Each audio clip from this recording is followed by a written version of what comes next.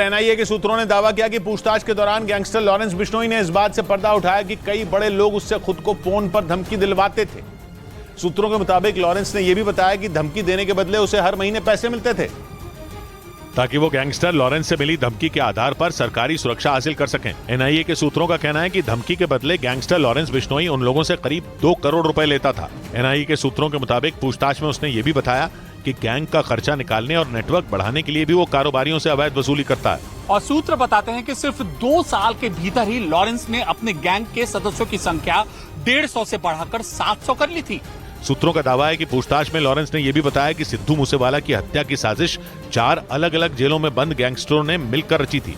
उधर पाकिस्तान में नवाज शरीफ की वापसी की तैयारी पूरी हो गई, क्योंकि वहां की संसद में लाइफ टाइम डिस्क्वालिफिकेशन का कानून बदल दिया गया और नए कानून के तहत किसी भी सांसद को 5 साल से ज्यादा के लिए अयोग्य करार नहीं दिया जाएगा, जिसका सीधा फायदा नवाज शरीफ को होगा और वो पाकिस्तान लौटकर न सिर्फ चुनाव लड़ सकेंगे बल्कि जीतने के बाद वहां के प्रधानमंत्री भी बन सकते हैं, क्योंकि पाकिस्तान की संसद ने लाइफ टाइम डिस्क्वालिफिकेशन के कानून को बदल दिया, जिसके तहत नवाज 5 साल तक ही चुनाव लड़ने के लिए अयोग्य हैं और ये अवधि पूरी हो चुकी है, क्योंकि नवाज शरीफ को जून 2017 में कई मामलों में सजा सुनाई गई थी और उनके पूरी जिंदगी चुनाव लड़ने पर पाबंदी लगा दी गई थी। लेकिन नए कानून ने उनका चुनाव लड़ने का रास्ता साफ कर दिया। नवाज शरीफ की पार्टी के सूत्रों ने तो ये तक दावा किया कि आने वाले वक्त में उनकी पाकिस्तान वापसी हो सकती है। 3 बार पाकिस्तान के पीएम रह चुके नवाज इस समय दुबई में है, जहाँ उन्होंने अपनी बेटी मरियम नवाज के साथ सऊदी अरब के क्राउन प्रिंस मोहम्मद बिन सलमान से मुलाकात की।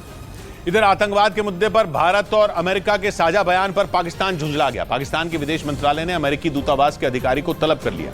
असल में प्रधानमंत्री नरेंद्र मोदी के अमेरिकी दौरे में दोनों देशों ने साझा बयान जारी किया और कहा कि पाकिस्तान उसके यहां पल रहे आतंकियों पर सख्त एक्शन ले।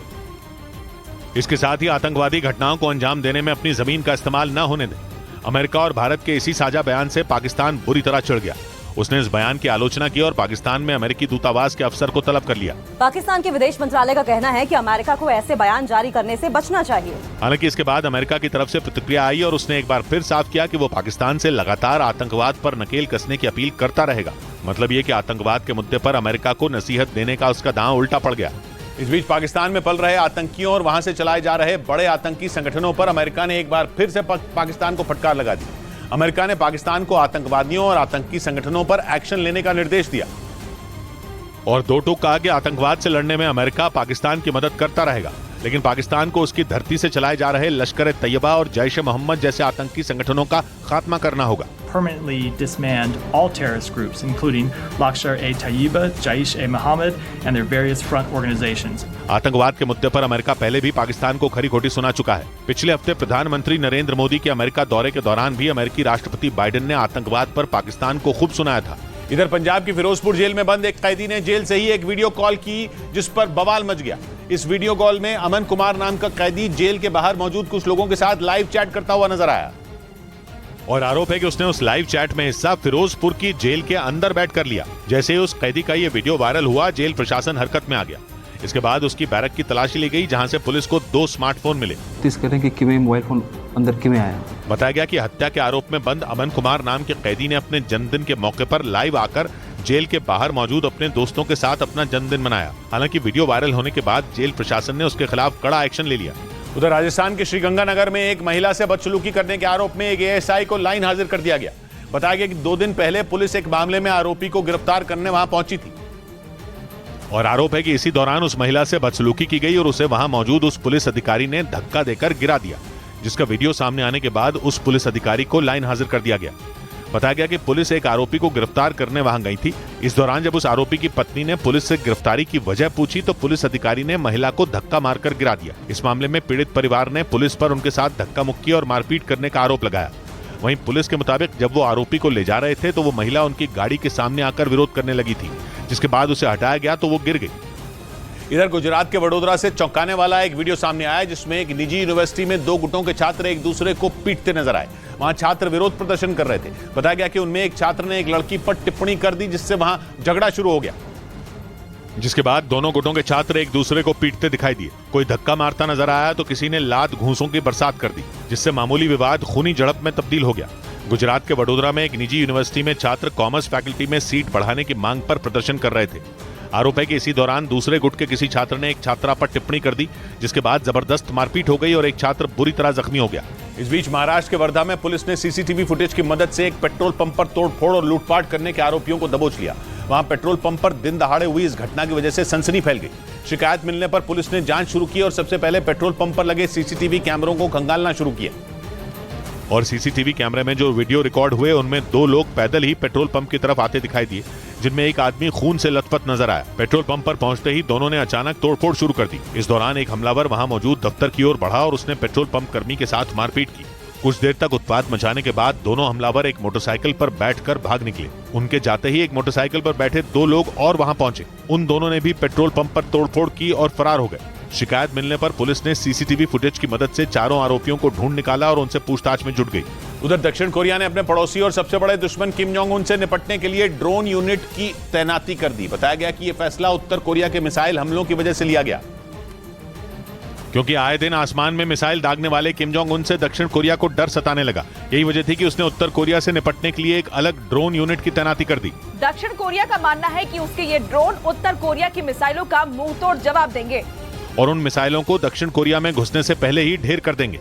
दक्षिण कोरिया का आरोप है कि किम जोंग उन अक्सर उसे डराने के इरादे से अपनी मिसाइलें और फाइटर जेट उसके इलाके में भेज देते हैं, जिनसे निपटने के लिए ही उसने ड्रोन यूनिट का सहारा लिया, ताकि दोबारा ऐसा कदम उठाने से पहले किम जोंग उन 100 बार सोचने पर मजबूर हो जाए।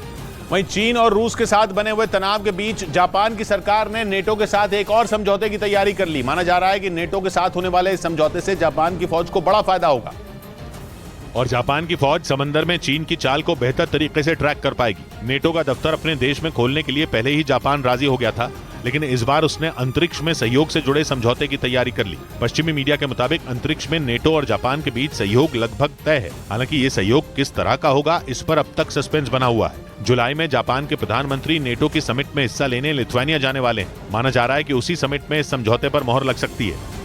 इधर फिल्म आदिपुरुष पर छिड़े विवाद के बीच फिल्म के डायलॉग लिखने वाले मनोज मुंतशिर पर केस हो गया। उनके खिलाफ हरिद्वार के साधु संतों ने एक शिकायत दर्ज कराई। वहीं इलाहाबाद हाईकोर्ट ने फिल्म से जुड़े एक विवाद के मामले पर सुनवाई करते हुए फिल्म के डायरेक्टर और प्रोड्यूसर को फटकार लगाई और फिल्म के निर्माताओं समेत सेंसर बोर्ड को भी आड़े हाथ लिया। फिल्म पर मचे बवाल के बीच हरिद्वार में कुछ साधु संतों ने फिल्म के विवादास्पद डायलॉग और कहानी पर ऐतराज जताते हुए इसके खिलाफ लिखित शिकायत दर्ज कराई। ये खेल ज्यादा दिन नहीं चलने वाला है, एक फैशन हो गया है। वहीं फिल्म आदिपुरुष के खिलाफ इलाहाबाद हाईकोर्ट में दायर एक याचिका पर भी सुनवाई हुई, जिसमें कोर्ट ने फिल्म के निर्माताओं को कड़ी फटकार लगाई। इस मामले में कोर्ट ने फिल्म के डायरेक्टर ओम राउत और डायलॉग लिखने वाले मनोज मुंतशिर के खिलाफ नोटिस जारी करने का आदेश भी सुना दिया। इस बीच दिल्ली पुलिस के स्पेशल सेल ने चाय की थैलियों में ड्रग्स सप्लाई करने वाले एक गिरोह का पर्दाफाश कर दिया। पुलिस ने इस गिरोह से जुड़े 2 लोगों को ड्रग्स तस्करी के आरोप में गिरफ्तार भी किया और उनके पास से करीब 41 किलो ड्रग्स बरामद किए, जिनकी कीमत करीब 10 करोड़ रुपए बताई गई। दिल्ली पुलिस के स्पेशल सेल के मुताबिक ये ड्रग्स म्यांमार से मंगवाए गए थे और पुलिस को चकमा देने के लिए आरोपियों ने चाय की थैलियों में उन्हें छुपा कर रखा था। 10 करोड़ के ड्रग्स को दोनों आरोपी एक ट्रक में रखकर मणिपुर की राजधानी इम्फाल से दिल्ली ला रहे थे, जिसकी जानकारी मिलने के बाद पुलिस ने चेकिंग अभियान चलाकर दोनों को धर दबोचा। पुलिस के मुताबिक पिछले 5 साल से राजस्थान के जालौर के रहने वाले शैतान सिंह बिश्नोई नाम के ड्रग्स तस्कर के इशारे पर दिल्ली और राजस्थान समेत कई इलाकों में ड्रग्स की सप्लाई की जा रही थी। उधर जम्मू कश्मीर के कुलगाम में सुरक्षा बल और पुलिस के जवानों ने मुठभेड़ में एक आतंकवादी को ढेर कर दिया। मारे गए आतंकवादी के पास से सुरक्षा बल को हथियार और गोला बारूद मिला। आशंका जताई गई कि इनका इस्तेमाल वो किसी बड़ी वारदात को अंजाम देने के लिए करने वाला था। हालांकि इससे पहले कि वो अपने मकसद में कामयाब हो पाता, सुरक्षा बल और जम्मू कश्मीर पुलिस ने मुठभेड़ में उसे मार गिराया। हालांकि इस दौरान जम्मू कश्मीर पुलिस का एक जवान गोली लगने से जख्मी हो गया, जिसे तुरंत अस्पताल भेज दिया गया। मारे गए आतंकी का नाम आदिल मजीद लोन बताया गया, जो कुलगाम का ही रहने वाला था। यह आतंकी आदिल आतंकवादी संगठन अल बदर से जुड़ा हुआ बताया गया। मुठभेड़ में मारे जाने से ठीक पहले उसने ये बात खुद कबूल की। मैं अल बदर नामी तंजीम के साथ वाबस्ता था, उनके साथ काम करता था काफी टाइम से। मुठभेड़ के बाद सुरक्षा बलों ने पूरे इलाके में चौकसी बढ़ा दी। चप्पे चप्पे पर सुरक्षा बल के जवान तैनात कर दिए गए।